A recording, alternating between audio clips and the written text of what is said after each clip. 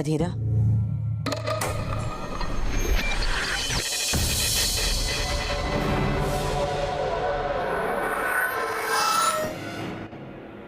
ಇವತ್ತೇನೋ ತುಂಬಾ ಕೆಲಸ ಇದೆ ಅಂದೆ.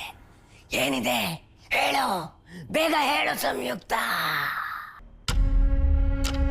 ನಾನು ಸಿದ್ಧವಾಗಿದ್ದೀನಿ, ಬೇಗ ಮಾಡಿ ಮುಗಿಸ್ಬಿಡೋಣ ಬಾ. ಅಧೀರ, ಈ ಕೆಲಸಕ್ಕೆ ನಿನ್ನ ಶಕ್ತಿ ಅವಶ್ಯಕತೆ ಇಲ್ಲ, ನನ್ನ ಶಕ್ತಿನೇ ಸಾಕು. ಎಲ್ಲದಕ್ಕೂ ನಾನೇ ಬೇಕು, ನಾನು ಜೊತೆಗೇ ಇರಬೇಕು ಅಂತ ಹೇಳಿ ಕರ್ಕೊಂಬಂದು ಈಗ ಹೀಗೆ ಮಾತಾಡ್ತಾ ಇದೀಯಾ? ನನಗೀಗ ವ್ಯರ್ಥ ಕಾಲ ಹರಣ ಮಾಡೋದಕ್ಕೆ ಬೇಜಾರಾಗತ್ತೆ ಸಂಯುಕ್ತ. ನನಗೆ ಅರ್ಥ ಆಗುತ್ತೆ ಅಧೀರ, ಆದರೆ ಈ ಥರ ಸಣ್ಣ ಪುಟ್ಟ ಕೆಲಸಗಳಿಗೆ ನಿನ್ನನ್ನು ಉಪಯೋಗಿಸೋದು ನನಗಿಷ್ಟ ಇಲ್ಲ. ಅದು ಅಲ್ಲದೆ ಅದರಿಂದ ಏನಾದರೂ ನಮ್ಮಿಬ್ಬರ ಮಧ್ಯೆ ಮತ್ತೆ ಸಮಸ್ಯೆ ಆದರೆ ಕಷ್ಟ ಅಲ್ವಾ? ಮಾಮ್, ಅಧೀರ,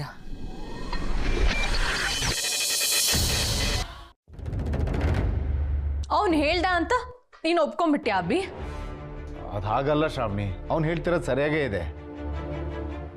ಅಲ್ಲಿನ ಸಿಚುವೇಶನ್ ನಮ್ಗಿಂತ ಹೆಚ್ಚಾಗಿ ಅಮ್ಮೆಂಗೆ ಗೊತ್ತಿರುತ್ತಲ್ವಾ. ನಾನು ಇನ್ವಾಲ್ವ್ ಆಗೋದು ಬೇಡ ಅಂದರೆ ಅಲ್ಲಿನ ಸಿಚುವೇಶನ್ ವರ್ಸ್ಟ್ ಆಗಿದೆ ಅಂತ ತಾನೇ ಅರ್ಥ. ಇಲ್ಲ ಅಬ್ಬಿ, ಅಲ್ಲಿ ಎಂಥ ಸಿಚುಯೇಷನ್ಸ್ ಇದ್ರು ಇಲ್ಲಿ ನಾವು ಸುಮ್ಮನೆ ಇರೋದಕ್ಕಾಗಲ್ಲ. ನಾನು ಅವ್ರ ಹತ್ರ ಮಾತಾಡ್ತೀನಿ. Shravani, please try to understand. ಯಾಕೆ ಹೀಗೆ ಹಠ ಮಾಡ್ತಾ ಇದೆಯಾ? ನಿಂಗೇನಾದರೂ ಮತ್ತೆ ಹರ್ಟ್ ಆದರೆ ನಾನು ಅದನ್ನ ಸಹಿಸ್ಕೊಂಡಿರಲ್ಲ. ಮತ್ತೆ ನಿಶಿಗೇನಾದ್ರೂ ಆದ್ರೂ ಪರವಾಗಿಲ್ವಾ? ಶ್ರಾವಣಿ, ಏನಾಗುತ್ತೆ ಅಂತ ಮಾತಾಡ್ತಾ ಇದೆಯಾ?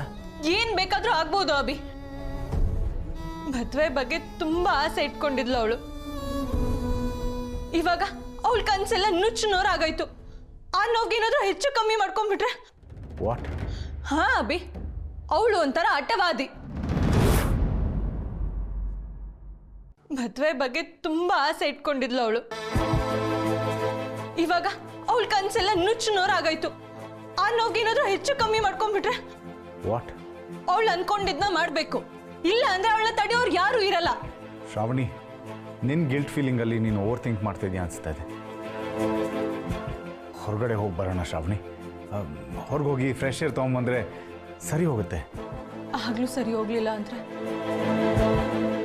ಈಗಲೇ ನಾನು ತಪ್ಪು ಮಾಡಿ ಒದ್ದಾಡ್ತಾ ಇದ್ದೀನಿ. ನಿಶಿಗೇನಾದರೂ ಆದ್ರೆ ನಾನು ಕ್ಷಮಿಸ್ಕೊಳ್ಳಲ್ಲ.